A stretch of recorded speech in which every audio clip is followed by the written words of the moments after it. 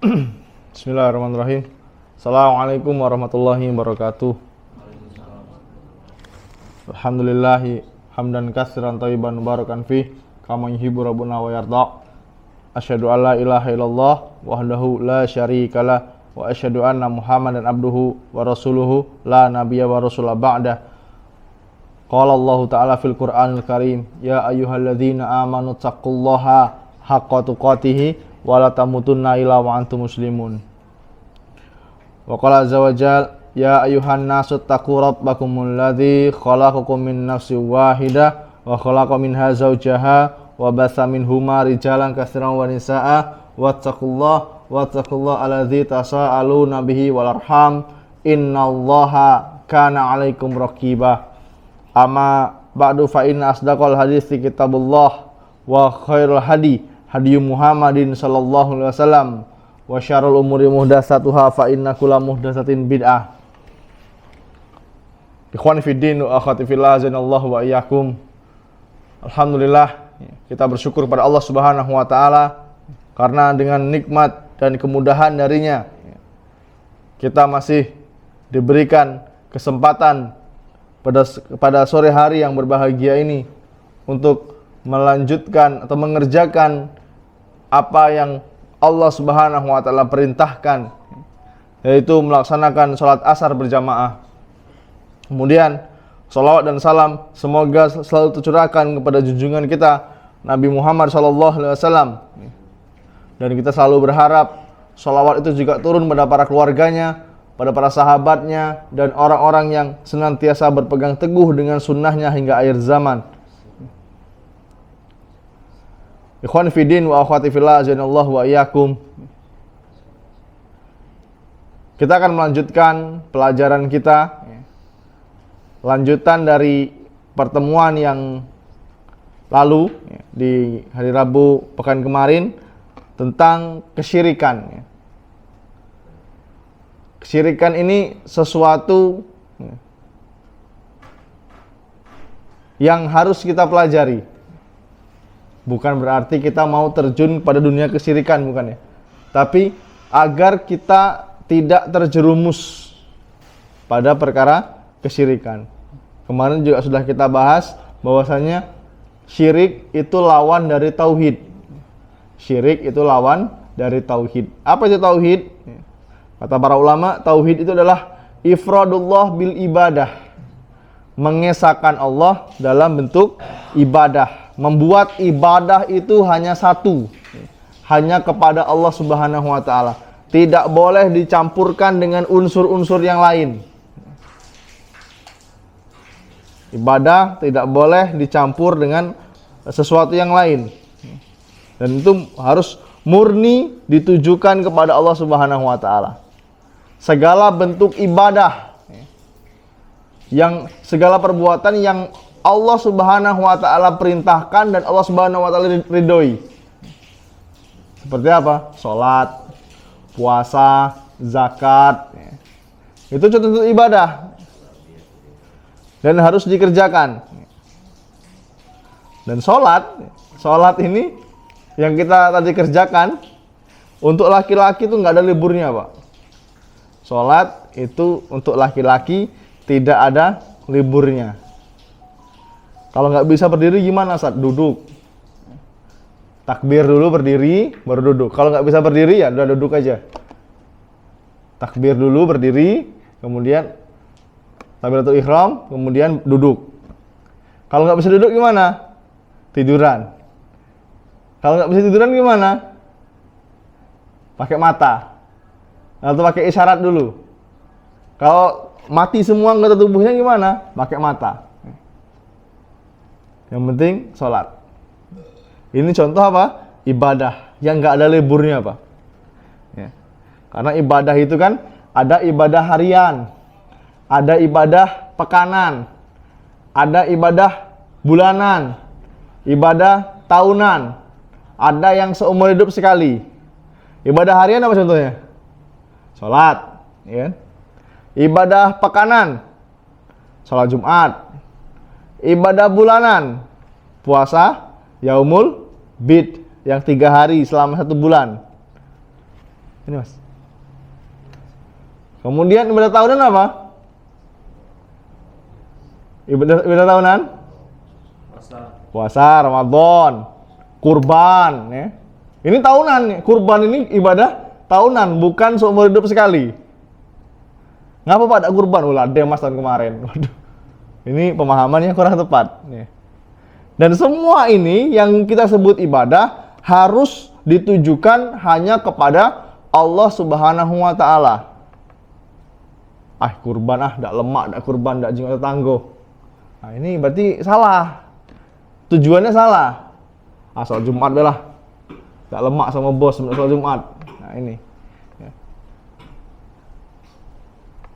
Ini contoh-contoh ibadah. Kalau dicampurkan dengan unsur yang lain gimana? Ibadah dicampurkan dengan unsur yang lain, jatuhnya kepada kesyirik. Tapi ingat, syirik yang tidak mengeluarkan pelakunya dari Islam, Pak. Karena nanti kita bahas, syirik itu ada dua, syirik besar dan syirik kecil. Kalau syirik besar, itu murni mengeluarkan pelakunya dari Islam. Semua amal ibadahnya hangus kalau dia melakukan syirik besar. Tapi kalau syirik kecil, ini menggugurkan ibadah-ibadah tertentu, tidak menghapuskan semua ibadah. Contoh, sholat sunnah 2 rakaat, ya, tahiyatul masjid misalnya, masuk ke masjid, ambil wudhu, sholat. Rakaat pertama ikhlas, karena Allah, lillahi ta'ala pokoknya, ikhlas.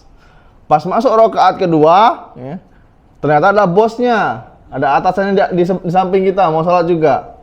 Yang tadinya mau baca surat Al-Ikhlas, Qul huwallahu ahad, jadi baca surat An-Naba, panjang. Biar apa? Biar dilihat bosnya. Wah, Masya Allah, karyawan teladan ini, besok dapat bintang ini. Ya. Ini gugur amalannya, tapi hanya rakaat berapa? Kedua. Rakaat pertamanya, insya Allah diterima. Nah, inilah bukti kasih sayangnya Allah Subhanahu wa Ta'ala. Dan kalau orang melakukan syirik besar gimana? Orang melakukan syirik besar, kalau dia tidak bertaubat, Pak. Kalau dia tidak bertaubat, ya, dan mati dalam keadaan membawa dosa syirik, jelas Allah akan masukkan dia ke dalam neraka abadan, selama-lamanya. Innallaha la yaghfiru ayyushraka bih wa yaghfiru ma duna zalika liman yasha. Sesungguhnya Allah itu tidak mengampuni dosa syirik. Wa yaghfiru ma duna zalika liman yasha. Dan Allah mengampuni dosa selainnya kalau dia bertobat. Dosa membunuh, dosa berzina, dosa mencuri, korupsi.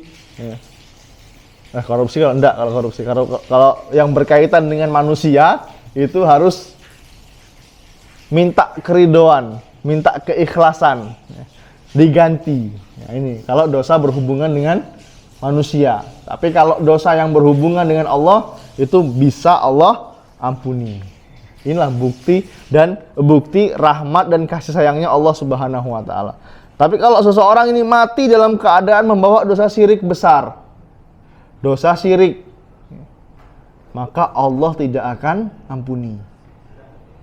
Wah, saya dulu pernah Mas sholat 2 rakaat, yang pertama ikhlas, yang kedua nggak ikhlas. Terus gimana solusinya? Ya bertobat.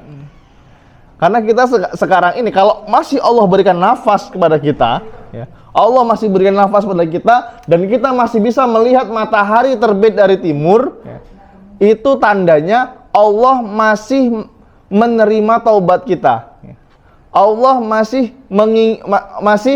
menerima ampunan kita, Pak. Tapi kalau kita bersantai-santai, ya, nggak merasa bersalah, gimana mau Allah ampuni? Dosa syirik kecil itu dosanya melebihi dosa yang paling besar, Pak. Di antara dosa besar apa? Membunuh, berzina, durhaka kepada orang tua. Nah, syirik kecil ini kedudukan dosanya itu melebihi dosa besar. Ini bahaya ya. Ada apa lah Mas, syirik dikit, syirik kecil ya.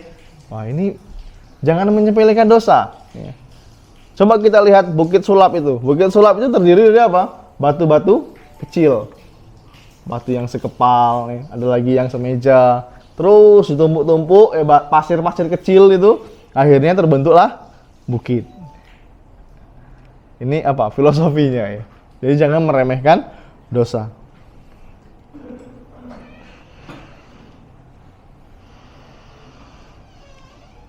Dan kenapa seseorang itu bisa terjerumus pada kesyirikan? Seseorang bisa terjerumus pada kesyirikan, ya, biasanya itu dibangun atas ketergantungan kepada selain Allah Subhanahu wa Ta'ala. Seseorang itu bisa melakukan kesyirikan, ya, karena menggantungkan, ya, atau dia bergantung kepada selain Allah Subhanahu wa Ta'ala. Kalau seseorang ini sudah bergantung dan dia bertawakal kepada selain Allah, maka Allah akan buatkan dia selalu ketergantungan sama makhluk tersebut. Contoh, orang pakai pesugihan. Pakai apa? Pesugihan. Namanya apa? Sugih. Berarti buat kaya. Dia nggak pede dengan usaha dia. Jualan rumah makan, jualan toko sembako, kelontong. Sebenarnya kalau dia bertawakal kepada Allah, pasti Allah kasih rezeki. Tapi dia nggak puas. Akhirnya apa? Datang kepada orang yang disebut dengan apa? Orang pintar. Paranormal. Padahal yang normal itu kita, Pak. Mereka itu abnormal. Kemudian dia minta sesuatu yang membuat dagangannya laris. Kira-kira bisa nggak? Bisa terwujud nggak keinginannya? Bisa. Bisa. Orang yang melakukan kesyirikan atas izin Allah Subhanahu wa Ta'ala dilariskan dagangannya. Akhirnya apa? Dia memiliki ketergantungan. Oh, berarti benar ini. Apa? Dukun yang saya datangi ini, paranormal saya datangi ini benar ternyata. Buktinya dagangan saya laris sekarang. Ya. Terus gitu, sampai kapan? Sampai Allah buat dia lupa. Sampai Allah benar-benar melupakan dia. Ya. Jadi orang itu sibuk dukun. Nah, dukun ini nggak gratis, Pak. Ya, biasanya ya. Ini minta tumbal, minta yang aneh-aneh lah. Ya. Minta air sumur 7 rupa. Ya. Yang satu di Aceh, satu di Palembang, satu di Kalimantan. Wah, repot ini. Ya. Biasanya dukun itu permintaannya aneh-aneh. Ya. Nanti akan kita bahas, insya Allah. Dan tadi sudah sedikit kita buka ya, bahwasanya syirik itu terbagi menjadi 2. Syirkun asghar, syirik kecil, dan syirkun akbar, syirik besar. Dan jelas syirik besar itu mengeluarkan seseorang dari agama Islam. Dan dia harus syahadat lagi, Pak. Harus syahadat lagi. Nggak enak, Pak. Kita udah dari kecil terlahir dalam agama Islam, tahu-tahu keluar dari agama Islam tanpa sadar. Keluar dari agama Islam tanpa sadar. Karena syirik besar ini menggugurkan semua amal ibadahnya. Pahala berbakti kepada orang tua, pahala puasa, ya, pahala zakat, pahala haji. Ini bisa gugur. Jadi jangan terkecoh, Pak. Sepenampilannya, sesoleh apapun dia, ya, walaupun dia dipanggil atau gelarnya Pak Haji, kalau dia sudah melakukan kesyirikan, ya jangan kita ambil ilmunya. Ya. Bahkan ulama berpendapat, ada yang berpendapat nggak sah sholat di belakang orang yang melakukan kesyirikan. Harus kita ulang sholatnya, atau kita cari masjid yang lain. Di kampung kita ada dukun, ya, dukun yang penampilannya kayak kiai, disuruh jadi imam masjid, imam musola. Ya. Kalau kita sholat di sana nggak sah sholat kita, karena syarat jadi imam itu harus muslim, harus beragama Islam. Orang yang mengetahui hal gaib dan dia bersekutu dengan jin, jelas dia bukan dari golongan agama Islam. Jadi nggak boleh sholat di belakang dia. Dan pelaku kesyirikan ini dikekalkan di dalam neraka. Orang yang melakukan kesyirikan itu kekal di dalam neraka. Kalau dia meninggal dunia dan tidak sempat bertaubat. Meninggal dunia tidak sempat bertaubat. Dia memalingkan ibadah kepada selain Allah Subhanahu wa taala. Contohnya apa? Dia berdoa. Berdoa kepada selain Allah Subhanahu wa taala. Ya, semua orang, kaum muslimin sepakat, Pak ya. Kalau berdoa itu hanya kepada Allah. Ud'uni astajib lakum. Berdoalah kepadaku, niscaya akan aku kabulkan. Pasti aku kabulkan, kata Allah. Kalau kita mau berdoa, pasti Allah akan kabulkan. Nah, terus kenapa harus minta kepada selain Allah? Ya. Minta kepada batu, minta kepada pohon. Tapi mas, kalau udah tapi mas ini biasanya itu ada bantahan biasanya. Di pohon ini ada keramatnya mas, ada jin solehnya. Waduh, gimana kalau jin soleh dia nggak mau disembah pak, dia nggak mau dimintain doa. Kalau mau doa langsung pada Allah Subhanahu Wa Taala. Bisa di rumah ya, bisa dalam perjalanan, lebih bagus lagi di masjid. Ya. Ketika hujan, nah ini berdoa, minta sama Allah Subhanahu Wa Taala. Sambil di lobi nunggu hujan reda, tadahkan tangan pak, berdoa. Minta sama Allah. Ya. Apa keinginannya? Allah sembuhkanlah istri saya, Allah sembuhkan orang tua saya. Nggak apa-apa, kita berdoa. Ya. Tapi tidak boleh memalingkan ibadah atau memindahkan ibadah ini kepada selain Allah. Wahai Syekh Dimas misalnya. Waduh, nggak boleh ini pak. Kan nama saya Dimas nih. Wahai Syekh Dimas, sembuhkanlah orang tua saya. Nggak boleh pak. Ini apa contoh ya? Jangan diikutin. Atau disebutkan nama mbah-mbah kita. Nggak perlu pak. Nenek moyang kita lagi repot di kuburan, lagi menghadapi malaikat, jadi dia nggak bisa bantu kita, nggak sempat lagi bantu kita, karena sudah sibuk dengan urusan masing-masing. Itu doa, seperti menyembelih. Nah, ini menyembelih ini pak, ini hanya ditujukan kepada Allah Subhanahu Wa Taala. Nyembelih pak, kalau nggak baca Bismillahirrahmanirrahim Allahu Akbar, bangkai itu pak, nggak boleh kita makan. Ya.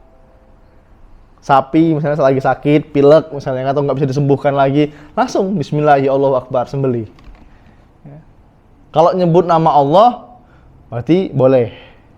Selagi hewannya halal ya, bukan harimau, bukan apa lagi, gajah, sembelih nggak boleh. Tapi kalau hewan-hewan yang diperbolehkan dalam syariat untuk disembelih, ya, kalau dia menyebut nama Allah Subhanahu Wa Taala maka halal. Walaupun hewan ini halal, kalau nyembelihnya nggak nyebut nama Allah maka haram, nggak boleh kita makan, pak. Ini syaratnya. Atau dia nyembelih untuk jin penunggu sungai, biar nggak banjir, ini nggak boleh. Walaupun dia menyembelihnya pakai nama Allah, Bismillahirrahmanirrahim Allahu Akbar, tapi darahnya atau dia menumpahkan darah ini ditujukan untuk jin penunggu sungai. Nah ini nggak boleh. Kita makan dagingnya ini nggak boleh. Loh kenapa nggak boleh mas? Kan ini ayam nih, halal, baca Bismillah. Kenapa nggak boleh? Apa lagi ini? Ya karena ditujukan bukan untuk Allah. Ditujukannya niatnya dia motong ini untuk penunggu sungai, biar sungainya nggak banjir misalnya. Wah musim hujan nih, yuk kita patungan yuk beli sapi misalnya. Sembelih sapinya, nanti ada ibu-ibu yang masak dagingnya, kepalanya kita hanyutkan. Nah ini nggak boleh pak. Ya, ini tidak boleh menyembelih ya. Apalagi bernazar pak. Nazar ini termasuk ibadah. Nazar ini termasuk ibadah. Boleh nggak nazar? Boleh. Tapi ingat kata Rasulullah SAW, kalau bisa dihindari yang namanya nazar. Walaupun dia boleh, halal, tapi kalau bisa dihindari yang namanya nazar. Karena nazar ini Pak nggak merubah takdir Pak. Jenengan nazar atau nggak nazar, ya ketetapan Allah seperti itu.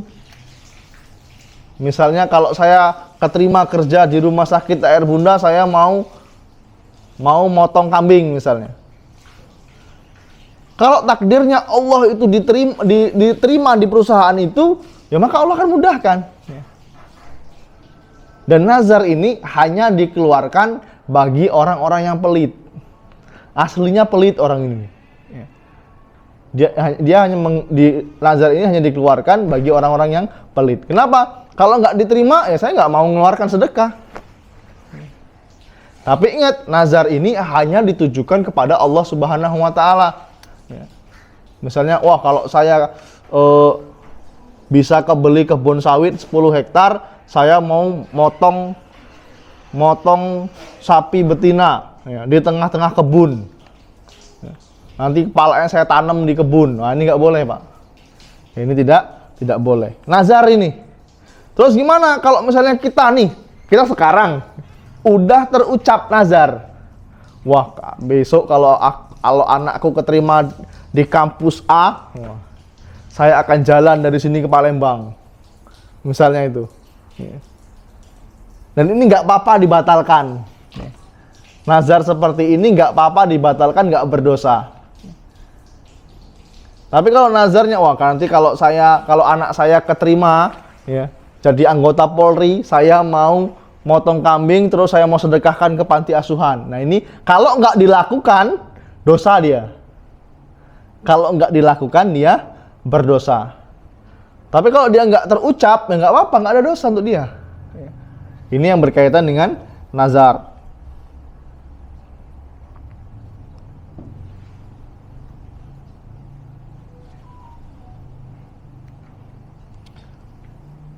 Dan syirik besar, Bapak dan Ibu yang dirahmati oleh Allah Subhanahu Wa Taala, itu masih dibagi lagi, Pak. Syirik besar itu masih ada pembagiannya lagi. Contohnya, yang pertama itu syirik dalam hal takut. Takut sejatinya itu hanya diberikan kepada Allah Subhanahu Wa Taala. Rasa takutnya kita itu hanya untuk Allah Subhanahu Wa Taala. Tidak boleh takut atau rasa takut kita diberikan kepada patung, kepada berhala, mayat, jenazah. Oh takut aku nanti hidup lagi, nggak ada Pak. Nggak boleh takut. Jin atau sesuatu yang gaib lah, nggak boleh takut. Tapi saat di rumah saya itu ada jinnya, bacakan Al-Quran Pak. Ruqyah mandiri rumahnya, bacakan surah Al-Baqarah terus, tiap hari bacakan surah Al-Baqarah, ulang-ulang terus. Bismillah. Karena tidak akan dimasukin jin rumah yang dibacakan surat Al-Baqarah. Kalau saya nyuci piring sendiri kayak ada yang lewat di belakang, wah itu jin Pak. Berarti jin itu ada ya? Ada jin. Jin itu yang benar ada. Takut itu hanya ditujukan kepada Allah Subhanahu Wa Taala. Ada takut yang tobi'i, yang bawaan lahir. Dan ada takut yang pengecut. Takut bawaan lahir itu apa? Ya takut sama begal. Begal yang bawa senjata. Takut sama harimau, hewan buas, singa, gajah kalau ngamuk takut, itu manusiawi. Tapi kalau takut sama hantu, takut sama jin, kalau nggak ngasih sesembahan ini nanti jinnya marah. Takut saya. Kami penduduk kampung ini nggak berani nanti Bukit Sulap ini diangkat sama jinnya. Nah, ini nggak boleh ya. Terus takut kepada Tauhud. Nah ini. Wah, apalagi itu Mas Tauhud Mas. Baru dengar saya. Tauhid ini ya ada dalam Al-Quran ya.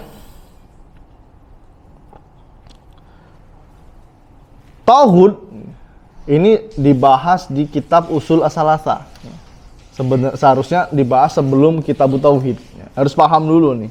Tauhid itu diambil dari bahasa Arab ya, dari kata taugo yang artinya melampaui batas. Ini akan dibagi lagi nanti tauhidnya.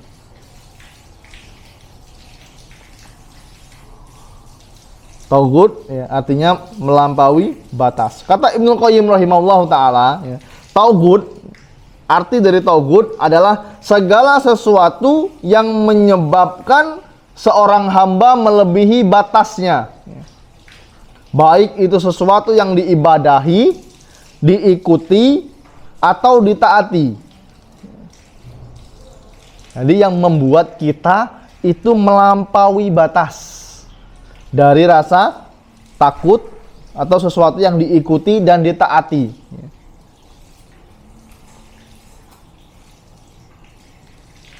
Dan tauhid ini kata Syekh Muhammad At-Tamimi rahimahullahu taala ya.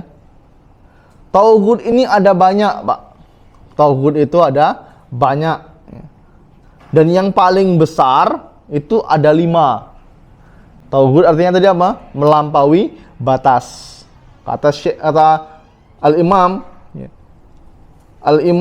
Ibnu Qayyim rahimahullah ta'ala, segala sesuatu yang membuat seorang hamba itu melampaui batas, baik sesuatu yang diibadahi, ditakuti, dan diikuti. Ditaati dan diikuti. Sedangkan kata Syekh Muhammad At-Tamimi, tauhid itu ada banyak, tapi yang paling besar itu ada 5. Yang pertama, bosnya tauhid ini iblis. Iblis laknatullah alaih, semoga Allah melaknatnya. Iblis ini puncak tertinggi. Bosnya, di bawahnya syaitan, jin kafir. Nah ini anak buahnya iblis.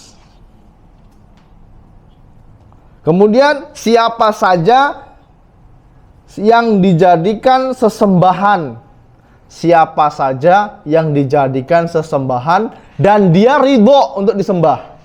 Ingat ya, siapa saja yang dijadikan sesembahan dan dia ridho, dia mau untuk disembah.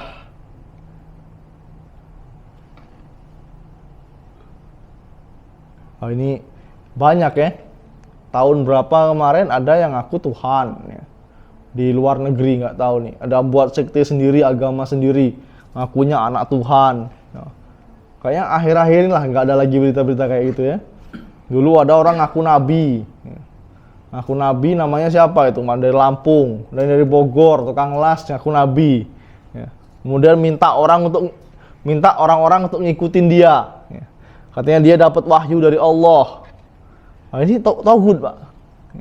Dia membuat seorang hamba ini melampaui batas. Ini termasuk yang dibesarkan. Kata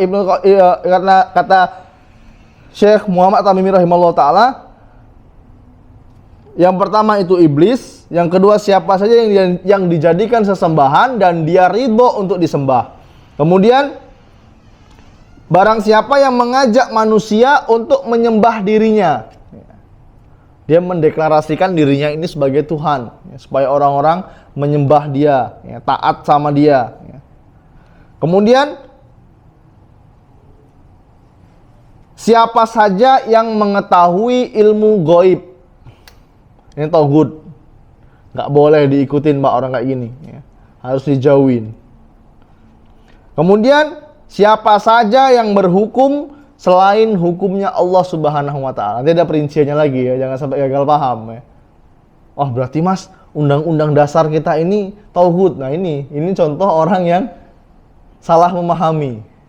Tapi Mas, dalam Al-Qur'an tuh ada wa man lam yahkum bima anzalallah faulaika humul kafirun. Barang siapa yang tidak berhukum pada hukum Allah, faulaika humul kafirun, maka mereka orang-orang kafir. Ini adalah dalilnya orang-orang yang suka ngebom, Pak.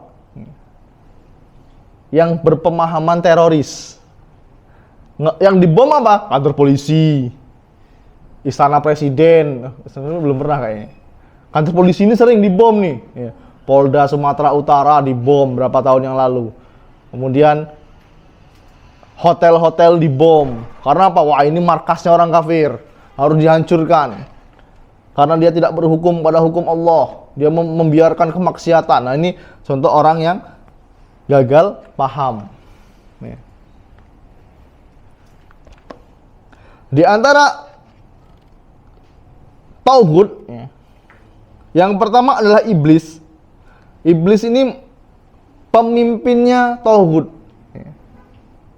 Karena apa? Dia diibadahi, dia diikuti, sekaligus dia ditaati. Dan dia ridho dengan perbuatan tersebut.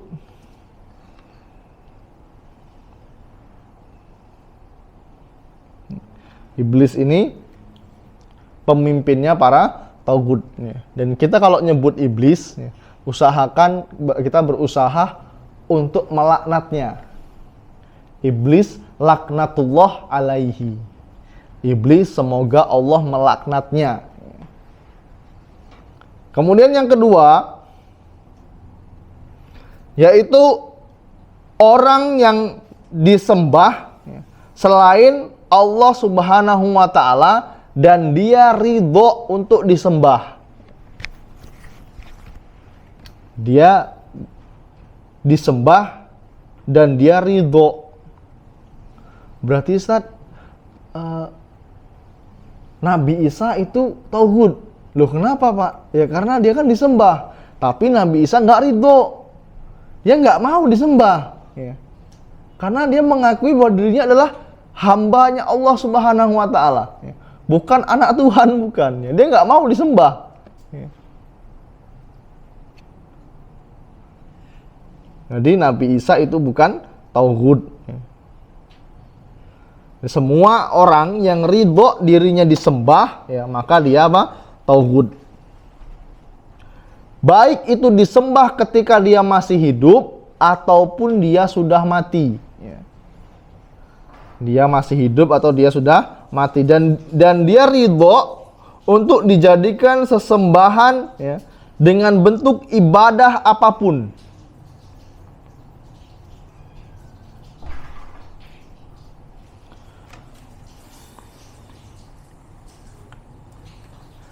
Allah Subhanahu wa taala berfirman dalam surah Al-Anbiya ayat yang ke-29. Wa may yakul minhum inni ilahun min dunihi fazalika najrihi jahannam kadzalika najri. Dan barang siapa ya, yang di antara mereka mengatakan sesungguhnya aku adalah anaknya Tuhan. Sesungguhnya aku adalah anak Tuhan. Sesungguhnya aku adalah Tuhan selain Allah Subhanahu wa ta'ala. Maka orang itu akan diberikan balasan neraka jahanam. Kadzalika najri dzalimin. Demikian kami akan memberikan balasan kepada orang-orang yang zalim. Loh, kenapa orang ini zalim? Ya karena dia menempatkan sesuatu bukan pada tempatnya. Orang ini zalim.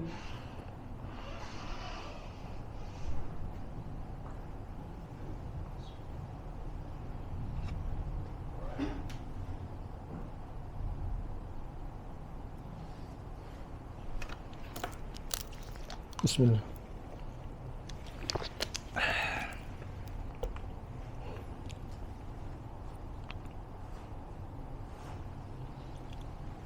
Kemudian siapa saja yang menyuruh manusia untuk menyembah dia. Ini yang banyak di Indonesia kemarin ya. Dia nyari-nyari pengikut. Siapa yang wanita itu, yang Jakarta itu? Lia Eden itu ya. Nah, itu nggak tahu masih hidup nggak tuh?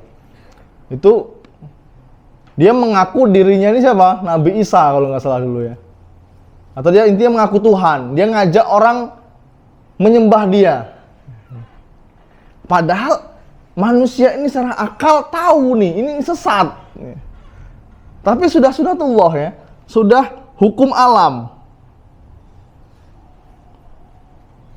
Bahwasanya setiap kesesatan itu pasti ada pengikutnya. Dan setiap kebaikan itu pasti ada pembencinya. Ini sudah sunatullah ya.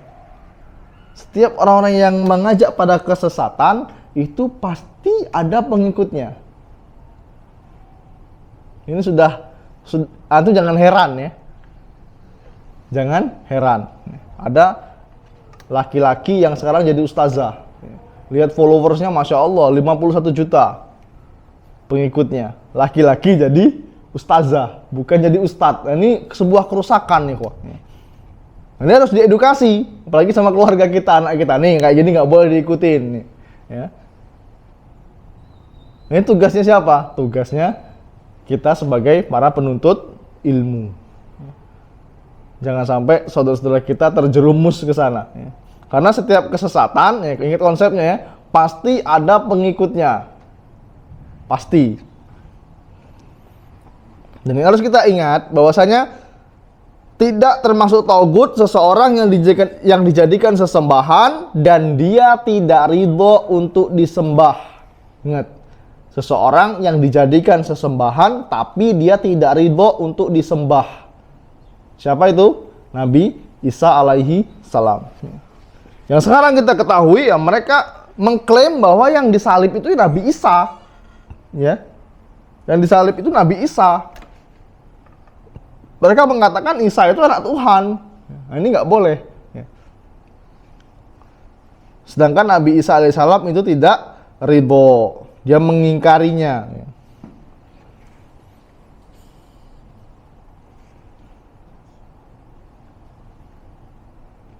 Dan siapa saja yang menyuruh manusia untuk menyembah dirinya, ya jelas ini tauhid. Dia menyuruh manusia untuk menyembah dengan jenis ibadah apapun, baik dia masih hidup atau sudah mati. Contohnya siapa? Fir'aun. Kata Allah Subhanahu wa taala dalam surat An-Nazi'at ayat yang ke-24, faqala ana rabbukumul a'la. Dan maka Fir'aun berkata, ya, ana rabbukumul a'la. Aku ini Tuhanmu yang paling tinggi. A'la itu artinya lebih tinggi, paling tinggi. Ya. Dia mengklaim dirinya ini Tuhan yang paling tinggi. Begitu juga dengan orang-orang yang penampilannya itu seperti orang soleh, ya. Kemudian dia berwasiat, nanti kalau saya mati, ya, tolong kuburkan di sana, ya. Setiap tanggal ini, setiap bulan ini, kamu harus bacakan sholawat, ya misalnya, ya. Atau kamu ajak masyarakat untuk mendoakan saya di sana. Generasi pertama oke, mendoakan. Generasi kedua masih mendoakan. Generasi keempat dan seterusnya, ya, dia berdoa kepada kuburan ini. Nah, ini bahaya. Kemudian di antara tauhid yang keempat yaitu siapa saja yang mengetahui ilmu gaib. Nabi Muhammad SAW pun itu tidak tahu, ya, tentang perkara gaib. Siapa saja yang mengetahui hal gaib, maka sudah dipastikan dia ini tauhid. Yang dimaksud ilmu gaib, ya, yang mutlak perkara-perkara yang hanya diketahui oleh Allah Subhanahu wa taala. Tentang jodoh, maut, apalagi rizki, ya. Coba saya pegang dulu kepalanya. Lihat pusarannya 2. Wah, ini kayaknya kamu cocoknya kerja di Papua. Kamu ini nggak cocok kerja di air. Di sana ada tambang emas. Kamu kerja di sana. Insya Allah lah rezekimu di sana. Ya, padahal rezeki Allah yang ngatur. Ya, dia terima di PT di perusahaan emas, ya kaya dia. Ya.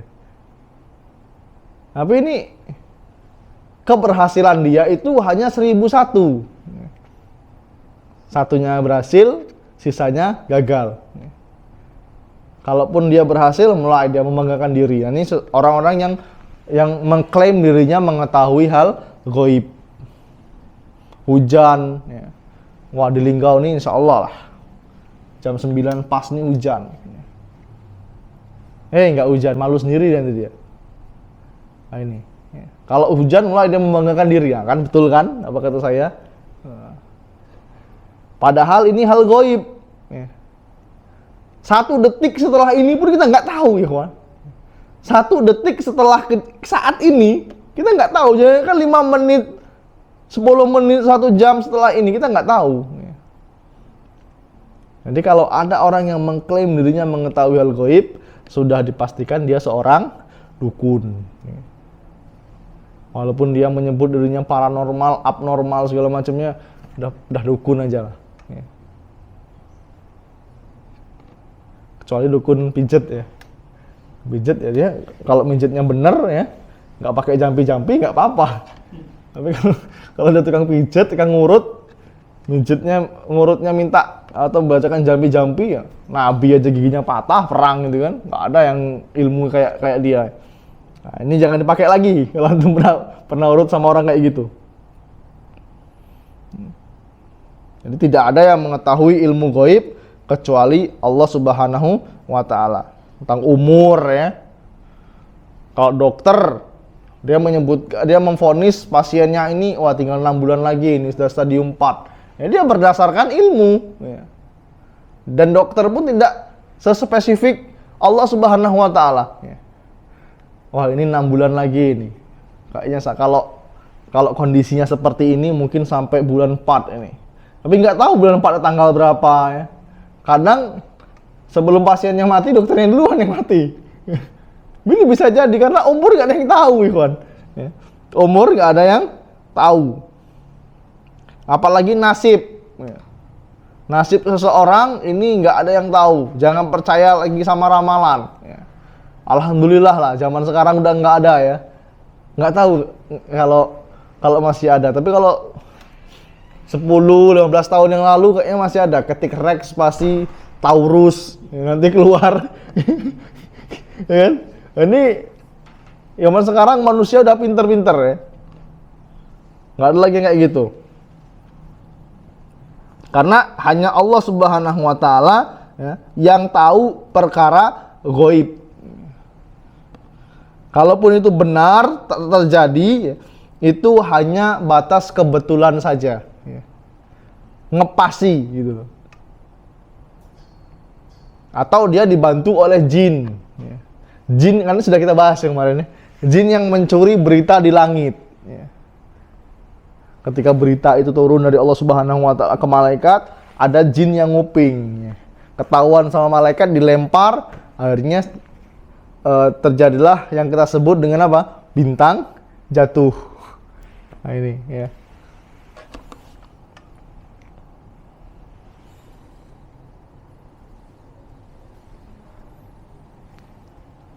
Kemudian yang kelima ya, yang dimaksud dengan tauhid ya, barang siapa yang berhukum kepada selain hukum Allah Subhanahu wa taala.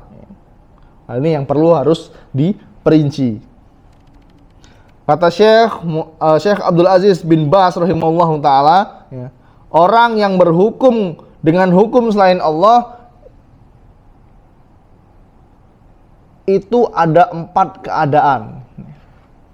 Yang pertama yaitu orang yang mengatakan, dia berkata, saya berhukum dengannya, dengan hukum ini ya, karena lebih baik daripada syariat Islam. Orang yang mengatakan ini ya, ini yang disebut dengan syirkun akbar, syirik besar, karena dia sudah mengingkari syariat Islam. Laki-laki, perempuan yang sudah beristri ya, kemudian dia berzina, dalam hukum Islam ini harus dirajam, Pak. dimasukkan badannya setengah, ya. Kemudian disaksikan oleh kaum muslimin, ya, dilempar. Lemparnya nggak boleh keras, pakai batu-batu kecil. Lempar sampai kapan? Sampai dia mati. Terus. Ya.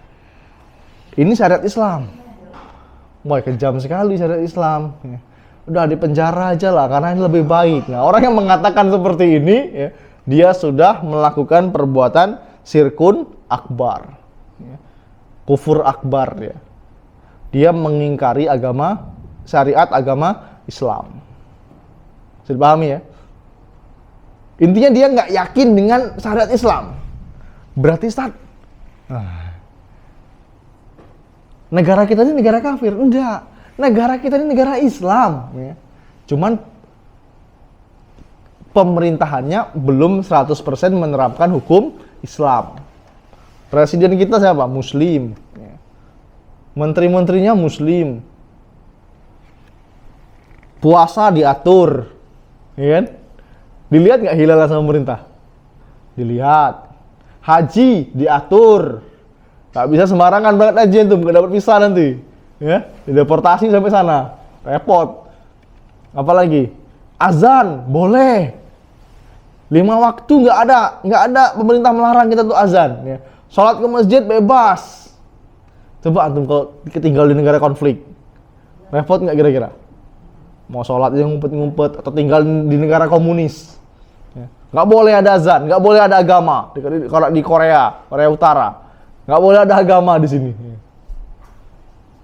Masih animisme, dinamisme. Nggak ada agama di sana, repot. Ya. Puasa zakat diatur, ada Basnas, Badan Amil Zakat Nasional. Lah ini kan, masya Allah. Ya. Semua diatur. Sholat Jumat boleh. Laki-laki ke masjid nggak ada yang melarang. Wanita keluar rumah pakai jilbab panjang mau pakai cadar nggak ada yang melarang. Coba kalau di Perancis, di negara Perancis, ya. Dengar kabarnya tuh, mahasiswi nggak boleh pakai jilbab, suruh ngelepas jilbabnya. Kan miris sih, Wan. Negara kita ini negara Islam, cuman pemerintahannya belum menerapkan 100% hukum Islam. Dan kita tetap harus sami'na wa ata'na. Dengar, taat sama pemerintah. Pemerintah itu dari siapa? RT, RW, lurah. Selagi mereka tidak mengajak pada kemaksiatan. Kalau bertentangan dengan hukum Allah, ya kita harus menghindar.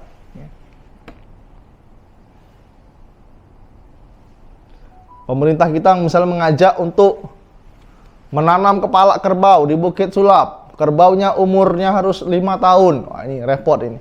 Ya. Boleh nggak kita ikut? Ya nggak boleh. Jangan diikutin. Berdosa nggak kita karena nggak taat sama pemerintah? Ya kita nggak berdosa. Ya.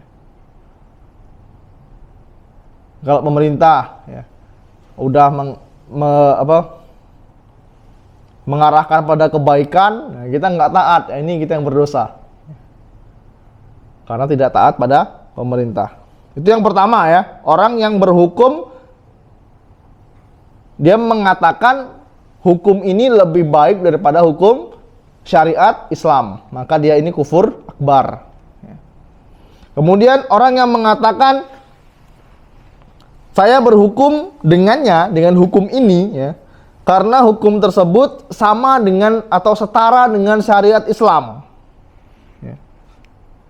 Maka berhukum dengannya itu diperbolehkan.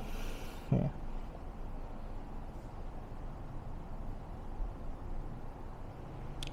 Orang yang mengatakan seperti ini diperbolehkan. Kemudian yang ketiga, ya, orang yang mengatakan saya berhukum dengannya, ya, sedangkan berhukum dengan syariat Islam itu lebih utama, lebih afdol. Tapi boleh berhukum dengan selain Allah. Boleh berhukum kepada hukum selain Allah Subhanahu wa Ta'ala turunkan. Maka orang yang mengatakan seperti ini termasuk dengan kufur akbar.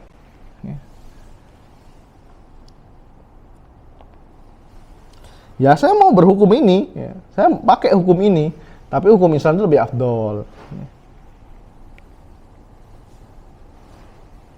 Kemudian orang yang mengatakan saya berhukum dengannya, tapi dia meyakini bahwa tidak boleh berhukum dengan selain apa yang Allah Subhanahu wa taala turunkan.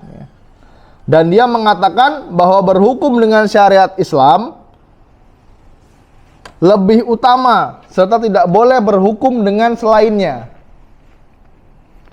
Tapi dia sangat bermudah-mudahan dan meremehkan dalam melakukan maksiat, atau dia melakukan karena perintah dari pemerintahnya. Nah, orang seperti ini dia disebut dengan kufur asghar, kufur yang kecil. Kufur kecil. Di intinya hukum Islam itu yang paling utama. Dan ini adalah pembagian tauhid. Nah, kita harus paham, ikhwan. Kalau kita takut sama tauhid, kita mengikuti, berarti kita sudah melakukan syirik akbar. Pembagiannya syirik dalam hal takut.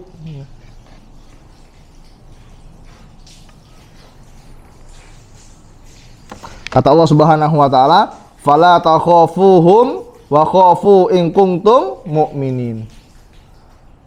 Karena itu janganlah kamu takut kepada mereka, tapi takutlah hanya kepadaku jika kamu benar-benar orang yang beriman. Tapi kalau takutnya sama apa tadi? Begal yang bawa senjata tajam, senjata api, hewan buas, hewan yang bertaring yang menakutkan lah intinya. Kita nggak apa-apa takut ya. Tapi kalau takutnya sama hantu, takutnya sama kuntilanak, ini nggak boleh. Takut sama hal seperti ini, maka nggak boleh. Kemudian syirik dalam tawakal. Yang tadi syirik dalam hal takut, kemudian syirik dalam tawakal. Karena tawakal kepada Allah Subhanahu wa taala ya, dalam segala perkara dan semua kondisi itu termasuk ibadah yang paling besar ya, yang harus diikhlaskan hanya kepada Allah Subhanahu wa taala saja. Siapapun ya, yang bertawakal kepada selain Allah Subhanahu wa taala ya, dalam perkara yang tidak bisa ya, melakukannya selain Allah Subhanahu wa taala, maka ini tidak boleh ya.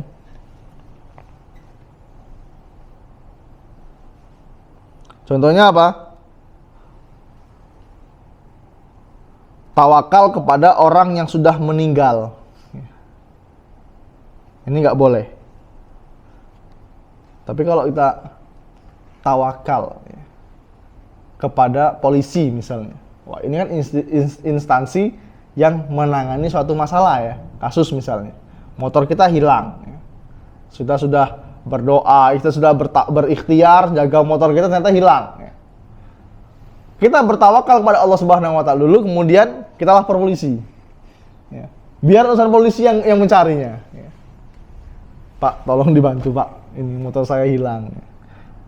Ya sudah, yang penting kita sudah bertawakal kepada Allah Subhanahu wa taala. Kata Allah Subhanahu wa taala, wa 'alallahi fatawakkalu in kuntum mu'minin.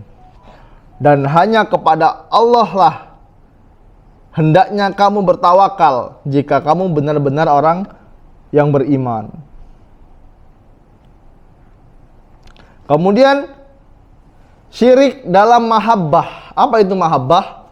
Cinta. Syirik dalam cinta. Oh, cinta ini bisa terjatuh pada kesyirikan juga, Ustaz. Ya betul ya. Karena cinta kepada Allah Subhanahu wa taala ya, adalah cinta yang memiliki konsekuensi. Ya. Seperti ya, kesempurnaan, ya, hina dan taat itu hanya kepada Allah Subhanahu wa taala. Ya, kita menghinakan diri di depan Allah Subhanahu wa taala enggak apa-apa, ikhwan. Ya Allah, saya ini pendosa, ya Allah, ampuni dosa-dosa saya, ya Allah. Enggak apa-apa. Ya. Itu berarti tanda bahwa kita butuh dengan cintanya Allah Subhanahu wa taala.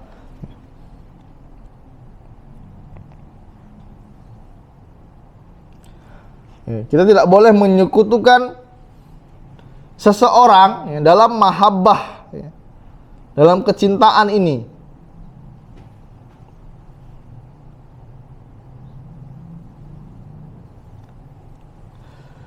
Nah, karena siapa saja yang cinta kepada sesuatu, ya, seperti cintanya dia kepada Allah Subhanahu wa taala, ya, berarti dia telah menyekutukan Allah Subhanahu wa taala. Ya.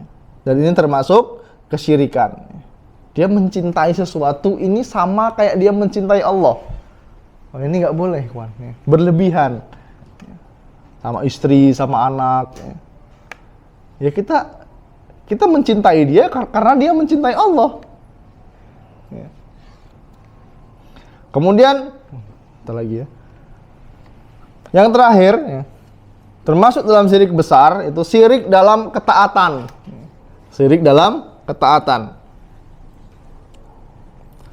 Termasuk syirik dalam ketaatan adalah taat kepada ulama, kepada pemerintah, umara, pemimpin dan hakim dalam hal dia menghalalkan apa yang Allah haramkan. Ya. Siapapun itu, kalau dia menghalalkan ya, apa yang Allah Subhanahu wa taala haramkan, ya, maka dan kita taat, maka kita terjerumus pada perkara kesyirikan. Ya, repot ya. Ya, kita harus berusaha mengingkari. Ya. Kalau kita nggak bisa melawan, ya ingkari pakai hati kita. Ya.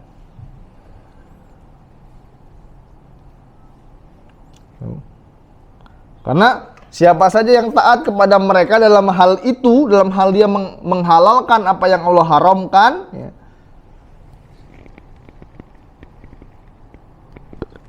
dia sudah terjerumus pada perbuatan syirkun akbar, ya, syirik besar. Jadi kesimpulannya, tauhid itu dibagi menjadi 5, ya. Tauhid, puncak tertinggi dari tauhid adalah siapa tadi? Iblis, laknatullah alaih, ya. Kemudian di antara macam-macam syirik adalah syirik dalam hal takut, dalam tawakal, ya. Kemudian mahabbah, cinta, dan syirik dalam taat, ya. Ini harus kita pahami. Wallahu ta'ala misawab, mungkin hanya itu dapat saya sampaikan. Kurang lebihnya saya mohon maaf, dan kepada Allah saya senantiasa mohon ampun. Kami akhiri, subhanakallahumma wa bihamdika asyhadu alla ilaha illa anta astaghfiruka wa atubu ilaik. Assalamualaikum warahmatullahi wabarakatuh.